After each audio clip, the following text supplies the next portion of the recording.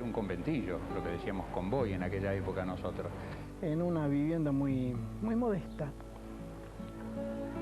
pero que sin tener el cartel se respiraba dignidad. Así que vivían los 4 en una pieza. Por lo tanto, es de ahí que la hermanita, por ser más chiquitita, fue a vivir a la casa de una tía. Y Alberto, para no estar ahí metido con su mamá y su otro hermano, vivía un poco donde podía. Mientras concurría a la escuela Juan Francisco Seguí, paralelamente trabajaba como un adulto. Necesitaba de cada moneda que pudiera entrar en el hogar. Y eso fue algo que Alberto comprendió desde su más tierna infancia. Lo que me contaron fue que había empezado, viste, en una verdulería, carnicería, o sea, viste, que hacía changa. Hizo de todo el negro. Fue carnicero, verdulero, farmacéutico, trabajó en todos lados. Creció de golpe, con cierta nostalgia, con la ausencia de la figura paternal de José Mautone, que se fue de la casa antes de que él naciera. Sin embargo, la picardía y las travesuras propias de la infancia se manifestaban a diario. Éramos más creativos, éramos inventores de juego, de saltar el salto del palo, que se llamaba saltar por encima del otro, jugar a la billarda, que se hacía con un palo de escoba, con 2 puntas, se le pegaba a ver quién lo tiraba más lejos, a las figuritas, pero no figuritas de jugadores compradas, las figuritas de las cajitas de fósforo. ¿Qué te daban cuando tomabas la primera comunión? Chocolate y facturas gratis, Entonces el negrito Olmedo tomó varias veces, pero muchísimas veces tomó la primera comunión. Entonces el negrito se ponía otra vez su trajecito, que ya le empezaba a quedar medio chicón, y seguía tomando comuniones para hacerse acreedor al chocolate y las facturas. Pero Alberto trabajaba desde niño y no podía estudiar. No termina 6º grado en la escuela, sino que la termina recién en el año 48, termina el 6º grado en forma nocturna. En ese momento comenzaban a aparecer las curiosidades propias de la adolescencia. En la peluquería de mi cuñado, que concurría mucha gente, aprovechábamos los horarios de cierre de la peluquería y pasábamos el escobillón. Todo pucho que encontrábamos que era para fumar como estaba, lo hacíamos, y si no reciclábamos los más chiquititos. Alberto realizaba sus travesuras, pero era en realidad un hombre muy tímido. Era bastante, digamos, calladito, yo no sé si para ¿cómo se llama?, para poder captar cosas. Y ya dentro de la adolescencia, comenzaba a buscar a las chicas. A Olmedo le gustaban las chicas con nariz respingada. Fíjate que fue a ver, hay un artista que filmó una película que Olmedo vio, no quiero exagerarte, pero unas 10 o 15 veces. La misma película, porque él es un enamorado. La artista que a él lo seducía era Ingrid Bergman, pero por la nariz. Se fue a ver por quién doblan las campanas, la vio 10 veces. Años después, de la mano de un amigo, empieza a demostrar sus cualidades artísticas en el grupo de gimnasia plástica de Newell's Old Boys de Rosario. Entonces hacíamos acrobacia, él ya le tiraba la acrobacia cómica, la hacía un dúo conmigo de acrobacia cómica, ya salíamos a los pueblos, hemos visitado casi todo el interior del país. La actuación comenzaba en su vida. Junto a sus amigos juntaban dinero haciendo shows de acrobacia y humor. Entonces formamos una trupa asturiana y el negro, que siempre hacía monerías, ahí ya lo empezaron a armar, hace esto, hace el otro, como ser el personaje de Rucucu, me acuerdo yo siempre que lo hacía en el asturiano. Muchas de las cosas que hacía luego tenían algunas reminiscencias nuestras. Para nosotros, yo creo que lo más importante era que nos aplaudieran, era gustar. Y en ese afán, la plata pasaba a un segundo plano. Y eso que la necesitábamos mucho. Y pronto comienza la idea de viajar a Buenos Aires en 1952. Olmedo empieza a pensar de trasladarse a Buenos Aires. Año 52, ya entrando al 53. Y en el año 1954, la propuesta de su amigo Pancho Guerrero lo empuja a dar el gran salto. Decide viajar a Buenos Aires para probar suerte. Y él se había salvado del servicio militar y no sabía muy bien qué iba a hacer de su vida. Y le digo, mira, negro, venite a Buenos Aires. Venite a Buenos Aires, venite a vivir a casa de mamá y yo te voy a meter en televisión. Por allá por el año 54 decide irse a Buenos Aires con los poquitos pesitos que le pudimos prestar a algunos, y allí paró en una pensión, después paró en una pensión más rasca, después durmió en la 9 de Julio, después limpió la vidriera de Roder para poder comer. La enorme ciudad de cemento parecía devorarlo, pero encuentra a un amigo que lo ayuda. Llega un día de agosto, mucho frío, yo estaba en el Paulista de la Avenida Mayo con un grupo de muchachos a las 2 de la mañana y aparece el negro. Negro, ¿qué hace? Y vine, un trajecito muy finito, una valija de cartón, y bueno, ya está. Y lo llevé a casa de mamá, y al poco tiempo el negro empezó a trabajar, pero no en televisión. Siempre los primeros tiempos son difíciles, y sobre todo en una mole de cemento como es Buenos Aires, donde todo parece más duro para un provinciano. Comenzó trabajando en una casa de carteras y viviendo en pensiones humildes. La televisión era un objetivo difícil. Él era tiracables y no sé, creo que había faltado uno una vez y le dijeron, bueno, anda. Y la metió y, viste, le salió y empezó, viste, con eso. Alberto buscaba oportunidades y no siempre se le daban, como recordaba su amigo Hugo Sofovich. Él le tomó una prueba de Delford para la revista local y le dijo, tomátela, pibe, vos nunca vas a hacer cómic. Alberto comenzó a trabajar de switcher en Canal 7 y en el año 55, en una cena que reunió a empleados del canal, la chispa de Olmedo deslumbró a las nuevas autoridades. Y ahí venía como interventor Bringuer Ayala. Y se les ocurre hacer los que se van una bienvenida, entre comillas, a los que entran. Y se empiezan a decir barbaridades, un clima ya de pelea, de guerra. Entonces ya la cosa estuvo muy fea, Olmedo saltó sobre la mesa e hizo las cosas que hacía con nosotros en el café. Y ahí fue donde Bringuer Ayala me dijo, Pancho, ponelo en tu programa. Yo empezaba un programa que se llamó La Troupe de TV. Y así comenzó a trabajar en televisión como actor. O sea que durante 5 años hago los dos trabajos, hago de switcher y trabajo de actor. Pero el negro se sentía solo en Buenos Aires y necesitaba una familia. Es así como el 12 de marzo de 1958 se casa con Judith Jaroslavsky, a quien conoció en Canal 7. Tuvimos 2 años de novio, 56 y 57, y nos casamos en el 58, el 12 de marzo del 58. Al poco tiempo llegó el éxito de Piluso. Viene el día en que abre Canal 9, lo llama Manuel Alba y hace Piluso, que fue el primer gran éxito con él. En el 60, Piluso enamora a los niños, ciclo ideado inicialmente de solo 3 minutos de duración, que al mes ya ocupaba 1 hora de programación. El personaje Piluso, junto al de Coquito, fascinaba a grandes y chicos. No empecés. ¿Quién? ¿Vos? ¿Yo? Sí. Sí. ¿Tengo cara de loco? ¿Quién? Yo. ¿Vos? Sí. Sí. ¿Soy un payaso? ¿Quién? Yo. ¿Vos? Sí. Sí. ¿Querés que te pegue en la cabeza? ¿A quién? ¿A vos? ¿A mí? Sí. No. Yo creo que Piluso es algo que nació sin querer. Así como los grandes programas, los grandes personajes que nacen sin querer, se fue haciendo, se fue formando. Y bueno, comenzaron en agosto de 1960 con diversas interrupciones, pero llegaron hasta el año 81, en el cual, porque papá estaba muy enfermo, y hasta el año 81 estuvieron. ¿Listo? Sí. Habla. Hola, ¿cómo te va, Piluso? ¿Me escuchas bien? Sí, sí, sí. ¿Me prestás 500.000 pesos? No te entiendo. Si me prestás 500.000 pesos. No te entiendo. ¿Me prestás 500.000 pesos? No te entiendo. ¿Será posible? A ver, vení de aquí. Ya se desarmó eso. Sí. Ahora, a ver, probamos de esta No te cabeza. entiendo. Ahí vamos a probar de esta cabeza, a ver. Piluso, Sí, ¿me escuchás bien? sí, te escucho bien hablar. ¿Me entendés bien? Sí, te entiendo bien. ¿Me prestás ese auto tuyo chiquitito, blanco y negro en el techo?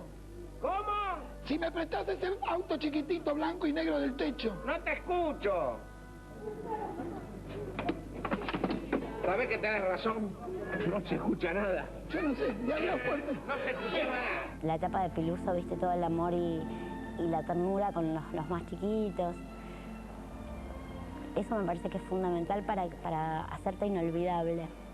Piluso es era parte de los pibes, digamos. O sea, fue el primer personaje que no trató a los chicos como infradotados, cosa que hasta ese momento la televisión era un acartonamiento total, era el maestro de ceremonia con el moñito que te hablaba a cámara y de ahí no salía. Olmedo y Coquito siguieron trabajando juntos con algunos intervalos por muchos años, hasta que Coquito se enfermó. Él lo ayudó hasta el último momento, viste que Coco hacía un personaje que no podía hablar, pero pues ya tenía la enfermedad, pobrecito, y lo quería mucho a Coco. Después de un tiempo, Piluso fue bajando en rating. Nos conocimos en los pasillos, como compañeros de canal. Él estaba con Coquito, y ahí nos empezamos a hacer muy buenos amigos. Después de eso, nosotros empezamos con Operación Jajá en Canal 11, y al poco tiempo a él le levantaron el Piluso, y entonces lo llamamos para que se incorporara a Operación Jajá. Olmedo seguía creciendo y su popularidad también. Tengo recuerdo de los 8 años, 9 años, que íbamos a un cine un sábado a la tarde por La Valle y siempre llegábamos tarde al cine porque lo paraban para pedirle autógrafos, saludarlo, para pegarme en la cabeza a mí, agarrar de las cachetes a Fernando, a Mariano, y nos besaban a nosotros, y era un infierno. La gente lo quería y lo detenía en la calle. Muchas veces él con alguna de sus mujeres siempre tenía lío porque le decían que él era una sociedad de beneficencia. Porque cuando el negro escuchaba a alguien que tenía hambre, metía la mano en el bolsillo y le daba lo que tenía. Pero a tan solo 3 meses del nacimiento de su tercer hijo, Olmedo se separa de Judith. Y cuando uno nota que hay una interferencia extraña, dice, ¿por qué? ¿En qué fallamos? Al año el negro quiso volver y yo necesitaba tenerle la confianza y la entrega total como había sido siempre. Y no la tenía, no la volví a tener. Entonces no pude volver con él. Haciendo la obra de teatro titulada En Villa Bonete ha sonado un cohete, conoce a Tita Ruz, su segunda mujer, con la que se casa en México en el año 67 y tiene 2 hijos, Javier y Sabrina. El destino hace que se separe de Judith y que se case con Tita Rux. Y el problema mío era que era un hombre separado con hijos. Es lo mismo que mi familia, que siempre ambicionan como un poco más para la nena, ¿no? Pero era muy humano, muy tierno, ¿viste? Y bueno, por eso lo quise mucho. Alberto le decía mamá a Tita y le hacía muchísimo caso en todo. El trabajo le había absorbido el tiempo necesario para vivir en familia y para disfrutar de sus hijos, pero Olmedo hacía lo posible para estar más tiempo con ellos. Se quería mantener muy unido a nosotros, los hijos, y mantenía una buena relación con sus ex esposas. Era muy buen padre, quiso mucho a todos sus chicos. Era muy buen padre.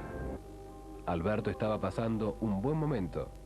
Y cuando estamos en pleno invierno acá en Argentina, me gusta, qué sé yo, el Caribe me encanta, me gusta España, bueno, me gusta Italia, cuando puedo me escapo. Esos son los gustos que me doy, no juego. Me gusta comer con amigos, me gusta champán, fumo poco, me gusta el deporte. Sabía quién era, lo que quería y hasta dónde había llegado. Olmedo, un tipo sencillo, común, creo que buen amigo.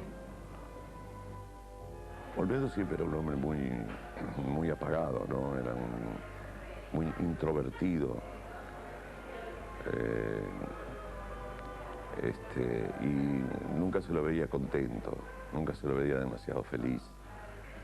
Cuando entraba al escenario se transformaba absolutamente. Y tenía un método muy particular de concentración. Se dormía todo el tiempo. El primer ensayo de cada sketch lo hacía yo. Él estaba dormido, yo hacía, además haciendo las voces que él iba a hacer. Lo despertaba yo siempre, porque había que ser muy suave para despertarlo, porque no le gustaba que lo molestaran, que lo despertaran bruscamente. Alberto no ensayaba, yo no sé cómo hacíamos, no sé cómo hacía él tampoco, pero no se ensayaba. Ensayábamos nosotros, o sea, digamos, el resto del grupo, y él se quedaba sentado y dormía. Sofocado por el éxito, enfrenta un fuerte shock en su vida. Conoce finalmente a su padre, que estuvo ausente durante toda su infancia. Él no conoció al padre hasta muy grande, porque la madre se hizo cargo de él, el padre no se hizo cargo, y lo conoció como a los 42 años, y lo respetó mucho. Lo reencuentra el viejo, Andaba bien el viejo, y entonces él dice, no tomaste, no, dice, no fumaste, no, tampoco, no tenés que fumar, no tenés que tomar. Pero después cuando nos íbamos me dejaba el vino y los cigarrillos para que yo le diera al viejo, dale ya uno de poquito. Supo perdonar a su padre por no estar con él todos esos años y lo incorporó a su vida. Papá quería que lo conociéramos y lo hizo, nos hizo que lo conozcamos y quería la familia grande, aunque sea por poco tiempo, la quería tener. En el 76, el escándalo profesional se desata en la primera emisión de El Chupete, cuando el locutor Nicolau anuncia la desaparición de Olmedo. La desaparición era una broma, pero el público pensó que él se había muerto.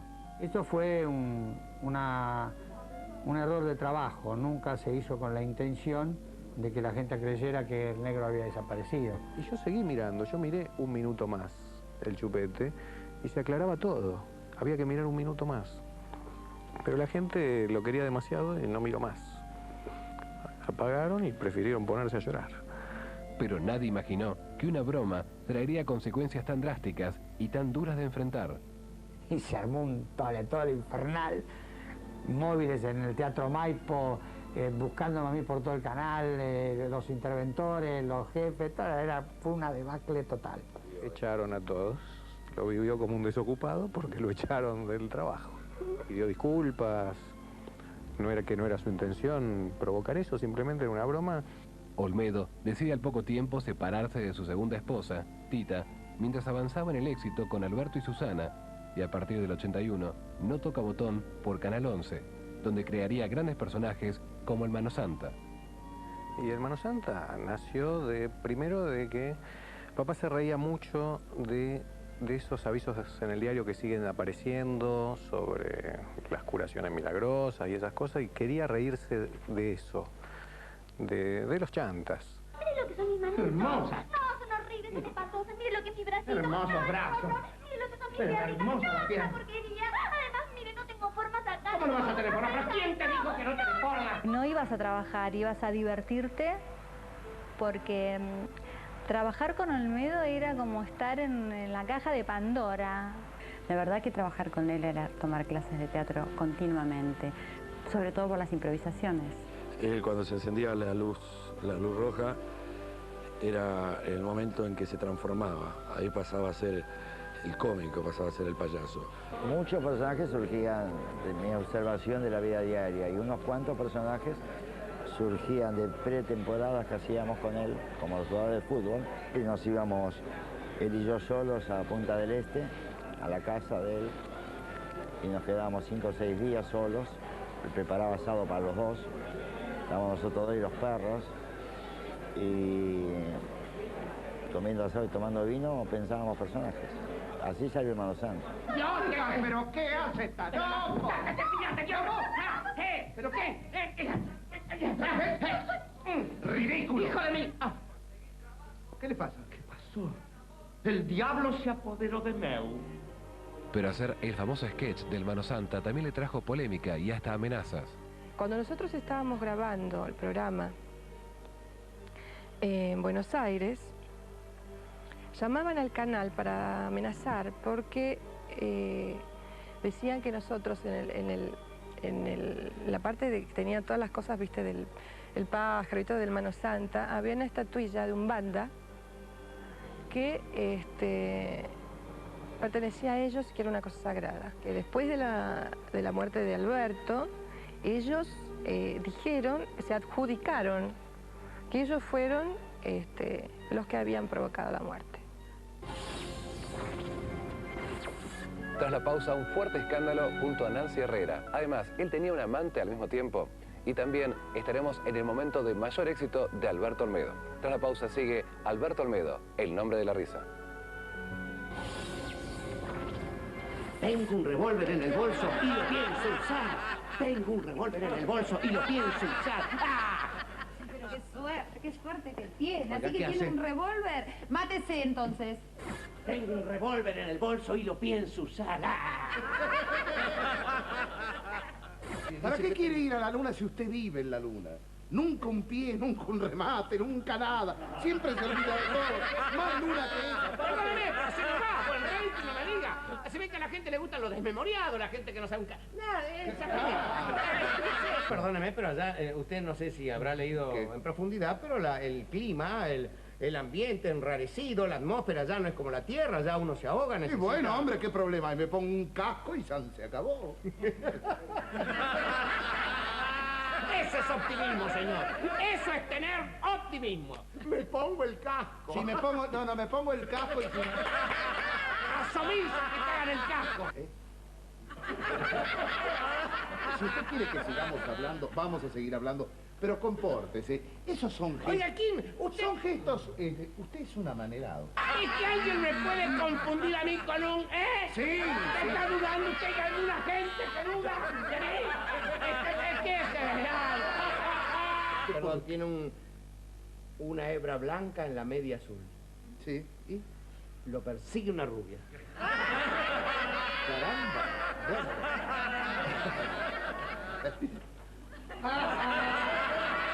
Un programa para competir con coche a la vista.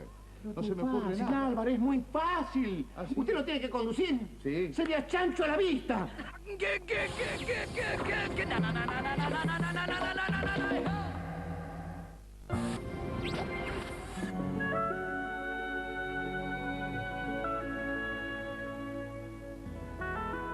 Segundo bloque de Alberto Olmedo, El nombre de la risa.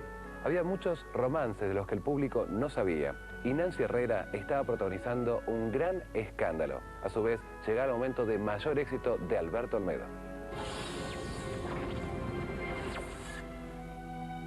Olmedo amaba a las mujeres, eran su debilidad y estando al tope del éxito, no le costaba encontrar compañía femenina. Las mujeres lo seguían a él. Es justamente a través de su secretario personal como conoce a una fan llamada Nancy Herrera que quería acercarse a él solamente para saludarlo. Yo fui el primero que la conocí. Tenía 17 años cuando la conocí. Pero no, por desgracia la conocí. Bueno, no quiero nunca hablar de ella. Yo la conocí y yo la presenté como presenté a mucha gente que querían conocer a Olmedo, que era la admiradora de él. Al poco tiempo, esta fan se había transformado en una mujer importante en su vida, tanto que hasta llegaba a incorporarla en su ámbito laboral.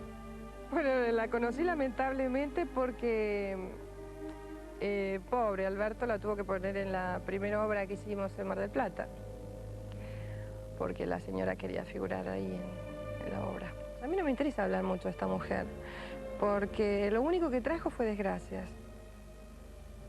Alberto seguía creando personajes y no desaprovechaba ningún momento de creatividad.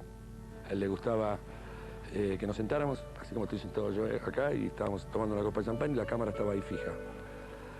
Y él decía, dejemos grabando, porque de pronto decimos una genialidad y mañana lo usamos en el programa. Es que no nos vamos a acordar porque vamos a tomar tanto champán y mañana nos vamos a olvidar. La picardía, el talento y la lucidez fueron la combinación exacta para agigantar la trayectoria y generar adhesión.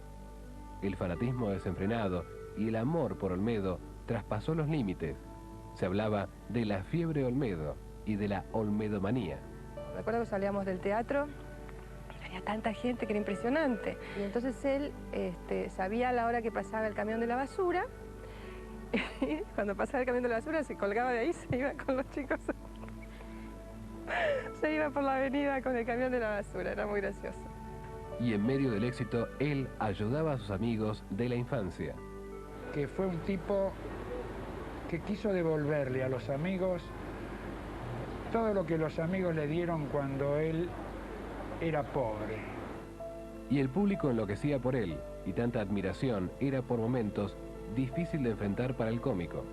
Tenía un automuleto muleto, bueno, ya saben lo que es un automuleto, es un segundo auto bastante viejo por la entrada y salida, porque recuerdo que había padres que me subían los chicos arriba del techo para saludarme, y bueno, y me acostumbré a detenerme en la salida del teatro, a pesar de que había muchísimas personas, siempre me detenía para saludarlos, darle la mano a los pibes, firmar autógrafos, dejarme sacar fotos, y se notaba, vos es que sí se nota mucho el cariño. En el verano del 87 la popularidad de Olmedo llegaba a límites asombrosos. El Negro no puede, la obra de teatro que presentaba en Mar del Plata, bate récords de público y gana el premio Estrella de Mar. Estaba chocho de su éxito gigante, estaba en el mejor momento de su carrera, era un fenómeno popular y en ese momento, año 87, seguramente era la figura más grande del momento. Pero mientras disfrutaba de su mejor momento profesional, una revista publica en tapa una foto que vincula a su última pareja con uno de sus mejores amigos, Cacho Fontana. Se hablaba de un supuesto romance. La mitad de la nota fue verdad, que decirle en una nota, mira, qué tipo bárbaro, aparte es un divino, buena persona, todo eso. Y ahora la otra mitad de la nota, de que yo salía con Fontana, fue terriblemente una mentira. Y no me separo simplemente por Cacho Fontana. O sea, yo te conté que venía un año de desgaste. No de desgaste, de no vernos. Y a mí eso ya estaba como ¿por qué? Bueno, y ya ahí había empezado a como revolotear, ¿viste? Algún que otro comentario y yo no me la bancaba. Nunca más estuvo feliz. O sea que fue aumentando esa cara de tristeza, esa melancolía, no sé, adelgazó un montón. Me bancaba que salga, qué sé yo, una nota diciendo, bueno, se lo ve con fulana, con mengana o con esto. ¿Con quién se lo veía? No sé, tampoco me interesa ahora, te imaginás que no. En ese momento sí que me importaba. Hoy por hoy te imaginarás que ya tuvo tantas viudas, Dios mío, porque viste que cuando murió aparecieron todas, salieron del hormiguero. Cuando fue el momento de la ruptura, de la separación con esta mujer, no lo noté tan mal. Estaba lógico, se separó, ¿no? Pero el quiebre grande fue cuando vio la tapa de esta revista con su mejor amigo, ¿no? Y bueno, después siguió lo que te dije, lo de Playboy, y estaba muy mal, muy loco, estaba sacado. Del odio que tenía, de la bronca, se puso a llorar, y yo no sabía cómo contenerlo, ¿no? Y bueno, yo le hablaba, pero no me escuchaba. Estaba con una crisis de nervio terrible. Bueno, yo creo que ese es el momento en que se lo vio muy triste a él. Creo que ese es el momento en que precisamente él tenía una gran amistad con Cacho. Pero también creo que le hicieron una mala pasada a Cacho. ¿Qué ganaba yo con esa cama? Si yo hubiese... Aparte, escuchar. Darle celos a Alberto, dice. Ay, Dios, que te cuesta una separación. Yo no creo que Cacho le hubiera hecho nunca nada que le hiciera daño a Alberto. Entonces, creo que esa fue una jugada, una jugarreta. Y yo seguía embalada con él, o sea, no podía tirar así nomás por la borda 8 años. Ponía siempre en la balanza qué me deparaba el destino después de un arreglo. Aparte que yo ya, viste que no me había dejado de dar bola con medio, digamos, con media parte de lo que él trabajaba. Y no sé, era como que estaba muy indecisa, yo estaba muy indecisa. Después del escándalo que tanto le dolió, sus sentimientos hacia Nancy Herrera cambiaron. ¿Alberto estaba enamorado de Nancy Herrera? Ya no. Ya no. Eso lo puedo afirmar yo. Ya no. Cuando pasó, ya no. Estoy seguro. Después que digan lo que digan, pero estoy seguro. Este hecho influyó notablemente en su estado anímico y por primera vez su vida tomaba estado público. Por ahí tenía esos bajones. Yo no lo veía bien ya desde hacía varios días, incluso se lo comenté, que cuando yo le dije, mira, a mí me parece que lo que te está pasando es tal cosa, me pegó acá y me dijo, calla boca. Algo estaba pasando porque él no estaba bien. Al mismo tiempo decide mudarse solo a un departamento en Palermo, en un tercer piso, donde Alberto manda a tapar el balcón. Él siempre le tuvo miedo a los balcones. A pesar de haber luchado y de tenerlo todo, Olmedo no estaba bien. Al cómico se lo veía triste, perdido. Él vino muchas veces después de haberse separado de Nancy Herrera Él venía muchas veces a Rosario. Sabíamos, por otro lado, de que él a lo mejor no estaba pasando un buen momento de su vida. Intentó alejarse de Nancy Herrera buscando un nuevo amor. Silvia vivía a pocas cuadras de mi casa, que alquilaba departamento de una casa ahí en Los Troncos. Y se veía con Alberto. Yo tengo entendido que en ese momento no tenía nada con su mujer. Estaban separados. Yo tuve una relación muy importante con él. Viví muy cerca de él y sobre todo en los últimos momentos. Fue una pareja mía, un hombre. Fue todo quizás lo que puede hacer un hombre. Y a mí cuando yo estaba en ese departamento me cuidaba mucho de que no me acercara al balcón. Me decía, me corría. Tras la pausa, Nancy Herrera queda embarazada y Alberto Olmedo hijo hoy. Ya volvemos con más Alberto Olmedo, el nombre de la risa.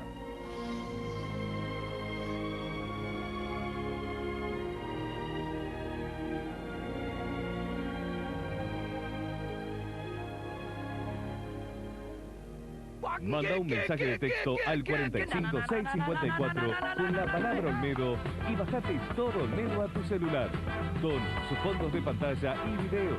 Acordate, Olmedo al 45654.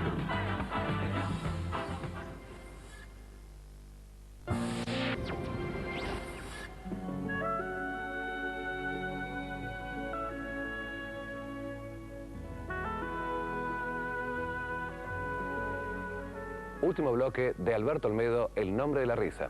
Nancy Herrera y Olmedo estaban buscando tener un hijo y hasta ella pierde un embarazo. Y hablaremos con Alberto Olmedo hijo y cómo es su relación con su familia paterna.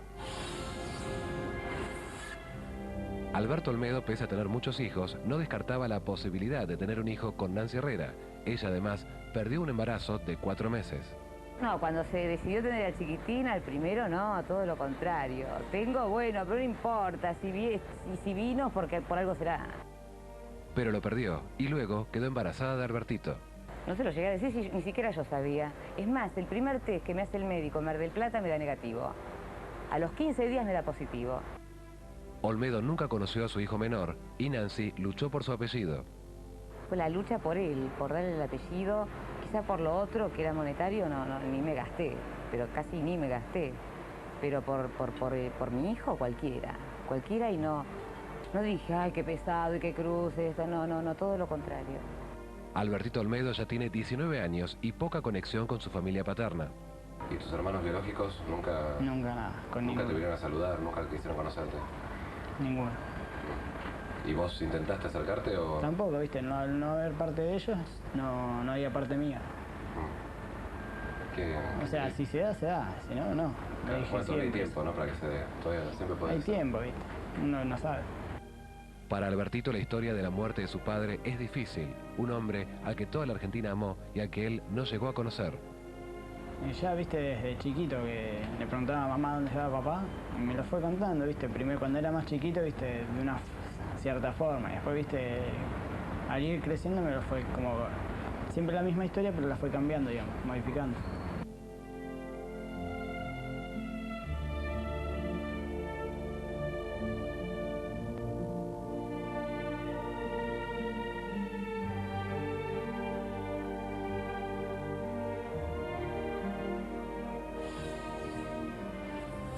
Sus personajes son inolvidables y Alberto Olmedo, sin duda alguna, para siempre va a ser recordado como uno de los grandes cómicos de la Argentina.